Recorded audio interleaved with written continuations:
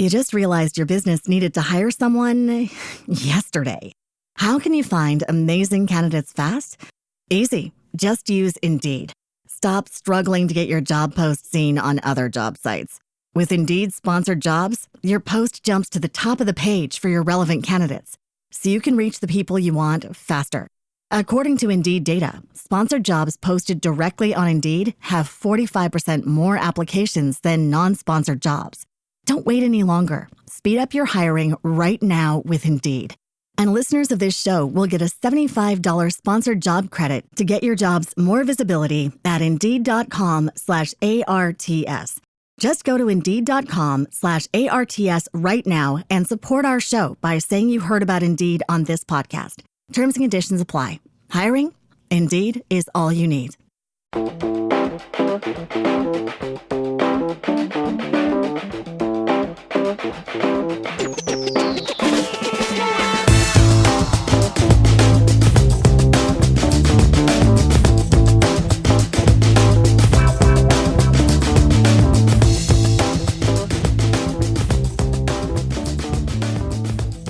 Good evening, ladies and gentlemen. Welcome to another episode of the Two Scotch Funk Worldwide Lounge. Tonight's episode is a graphic episode. It's gonna get real about grief, and you can tell by the title, "Where the fuck are my Star Wars sheets?" That's how aggressive this is gonna be. There's gonna be some cuss words in it. It's not like I'm planning ahead for it. What I'm not planning ahead for is trying to filter them all out. This one is just going to be me talking, and it's going to talk about the unfortunate part of grief that we have zero control over. As much as we'd like to, and as much as we'd like to think we can, we can't sometimes, and that's okay. It'll also teach us, hopefully this episode will help teach all of us what we need to do to protect ourselves.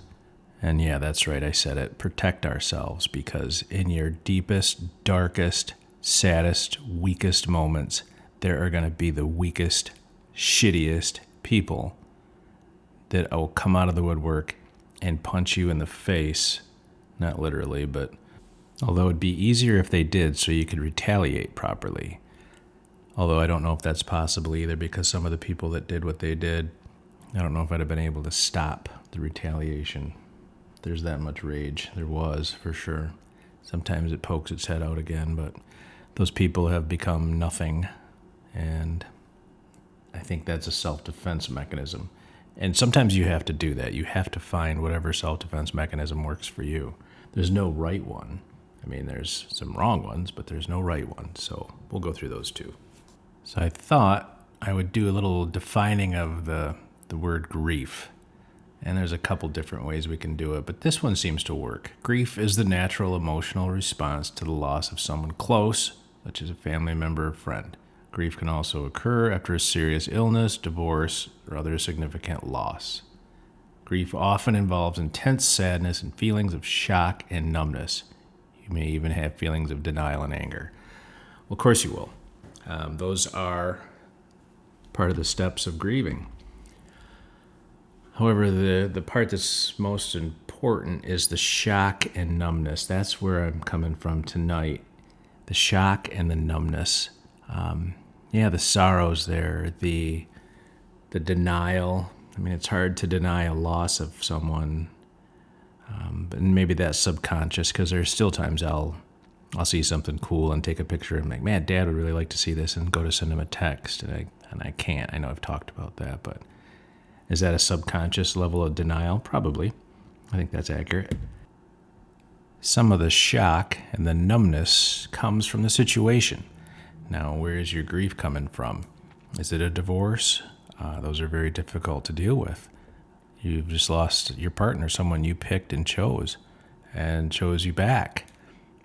And you're going through the hardest thing you've ever gone through, and you're looking to the person that you would go to for that help and that comfort and that reassurance, and they're the ones causing the pain. They're the ones leaving. They're the absent ones. They're the loss.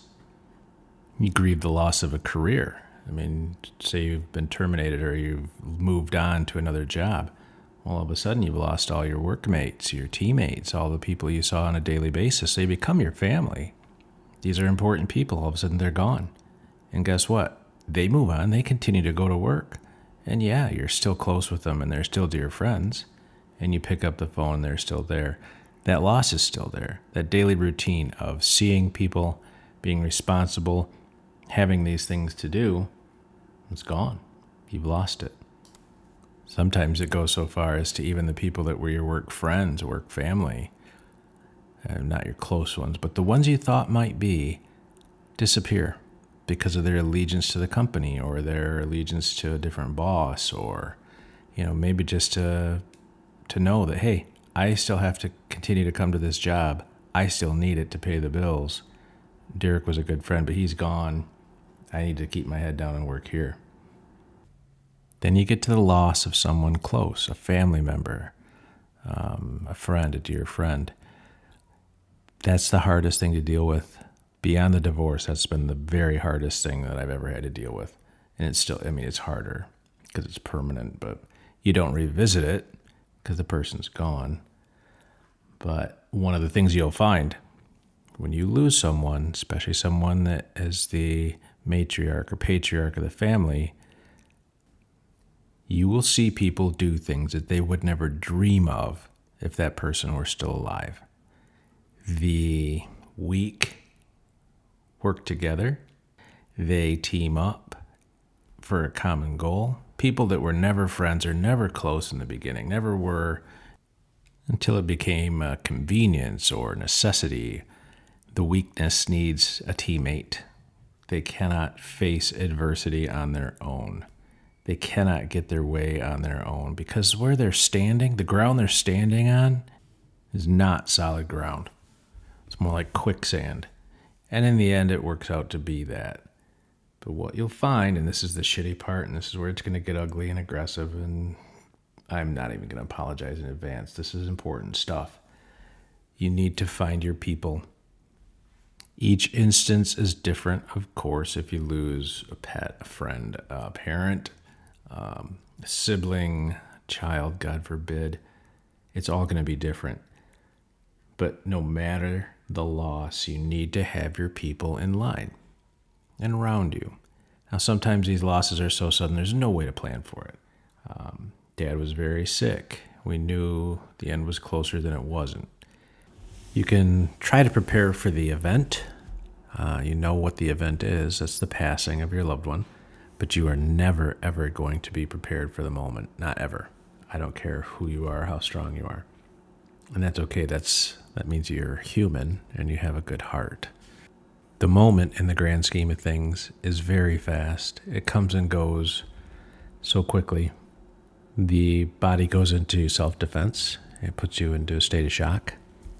You sit there and examine the situation the best you can, but there's nothing to prepare you for it. And I don't think that you get used to it unless you're a doctor or an EMT or somebody that takes care of this kind of thing on a daily basis.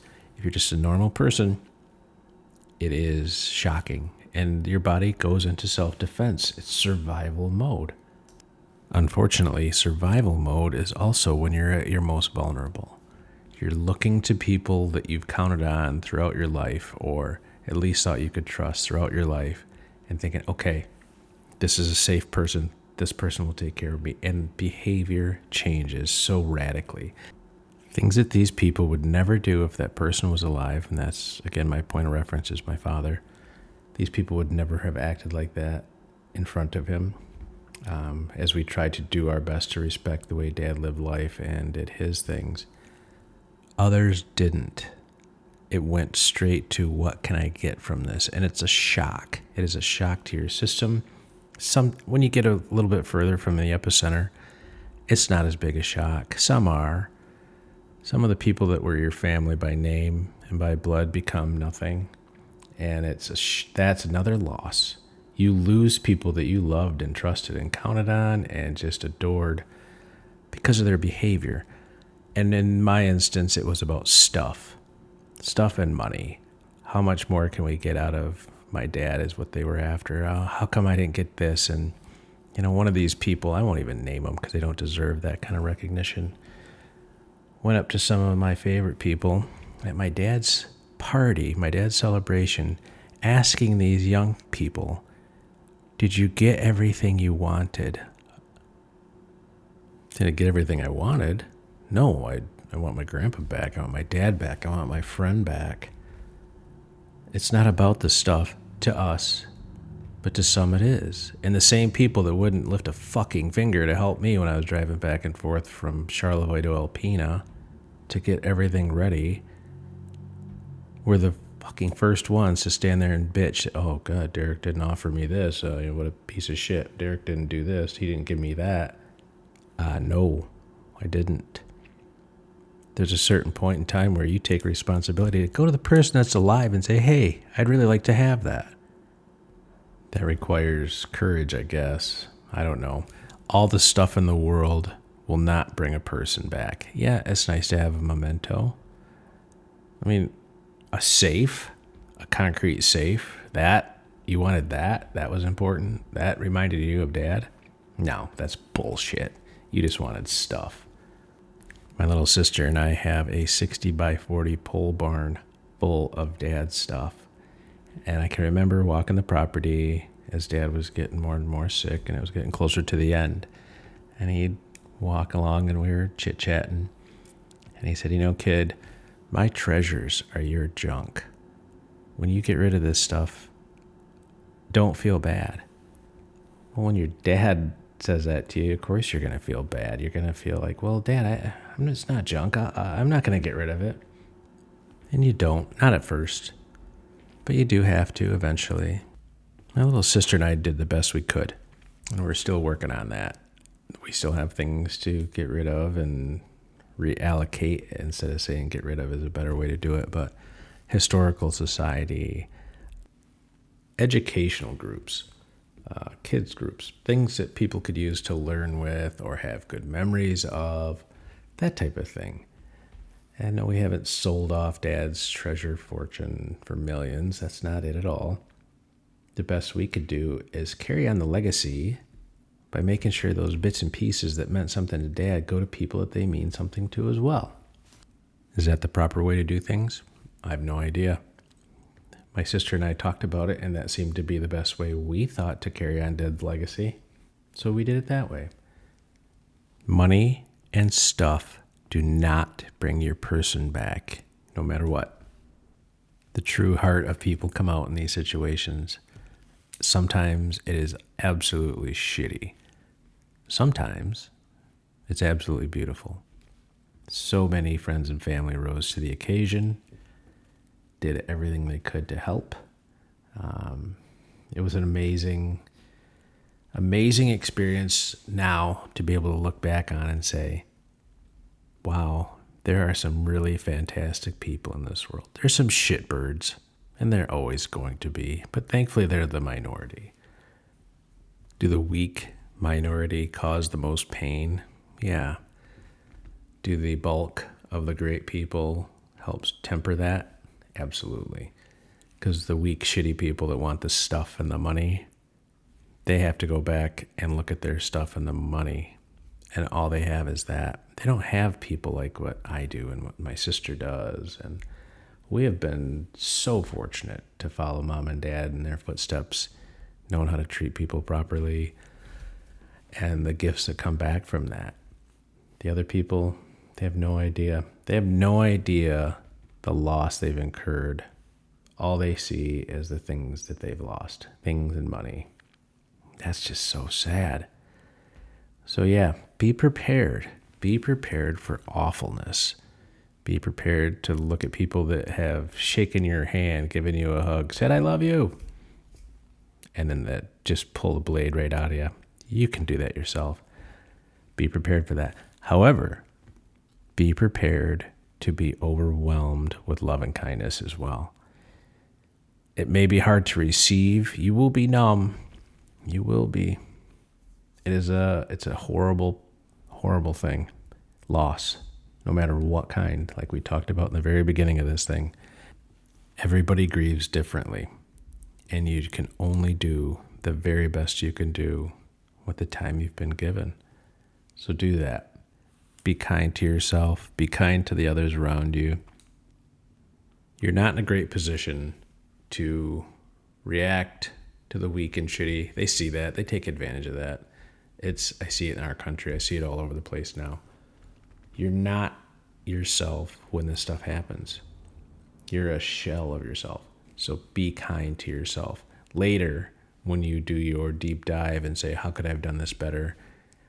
I don't even recommend doing that. Based on my experience, it's a painful exercise. Very little of it is positive. Your energies are wasted.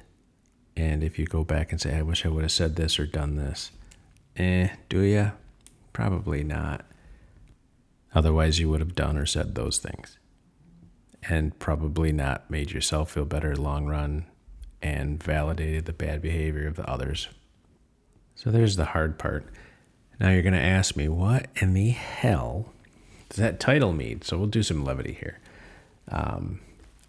Absolutely fantastically wonderful family bought our childhood home. Heather and I moved in there when I was 5 and she was 3. Dad lived there since that time. The couple that bought it and the 2 little boys that are their kids are absolutely fantastic. We hadn't met them yet and worked through the realtor, and it was an old farmhouse, 1894. And their request was not to have a garage sale where people had access to the inside of the house. And Heather and I talked about it. It was fair request. Nobody needed to walk through the house. There was tons of people that wanted to see it, had no interest in buying the things that were left for this fake-ass estate sale. You can't see my quote marks, my air quote marks, but they're being used right now. There was no reason for it other than someone decided they were in charge and they were going to do it anyway. So come the day of this garage sale, estate sale, full of antiques and all that, which is also a lie, one of my friends sent me a screenshot from Facebook on Alpena Marketplace. Some dirtbag that was working with the person that was staying there posted this estate sale full of antiques, and I'll be damned if there wasn't some of our stuff in there. And one thing that I know Dad didn't have was Star Wars sheets. This was not part of his legacy. This was not something he had from his childhood. Mom and Dad bought me those Star Wars sheets after I saw Star Wars when I was a little kid. This person found them and put them on the fucking ad for her estate sale. So not only was she going to give the people that were buying the house the finger on the way out of town, she was going to give me the finger as well. I said, yeah, unfortunately, those are mine. So I sent a very kind text, and it was very, hey, if you find something that doesn't belong to you, please don't put it in your garage sale. Just set it aside, and we'll take care of it later.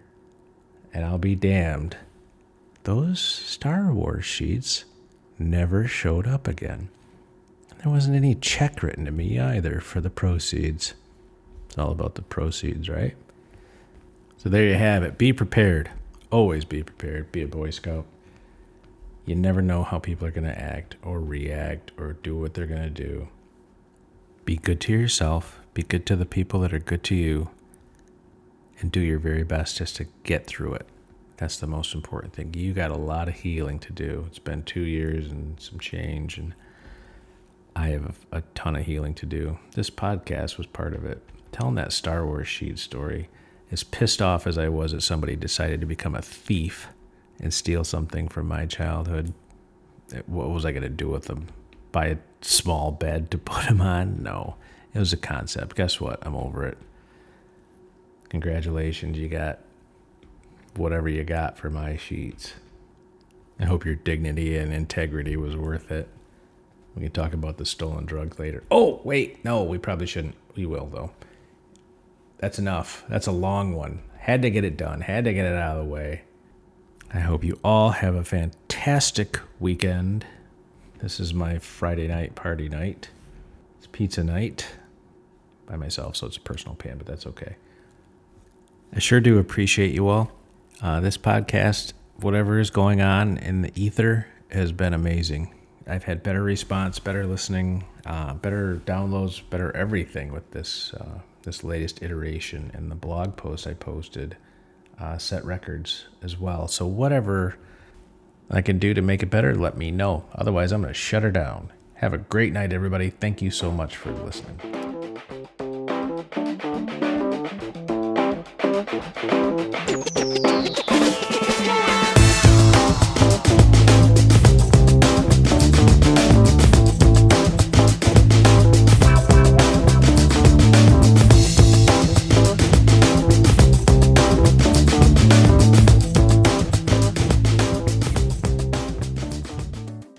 You just realized your business needed to hire someone yesterday. How can you find amazing candidates fast? Easy. Just use Indeed. Stop struggling to get your job post seen on other job sites. With Indeed sponsored jobs, your post jumps to the top of the page for your relevant candidates, so you can reach the people you want faster.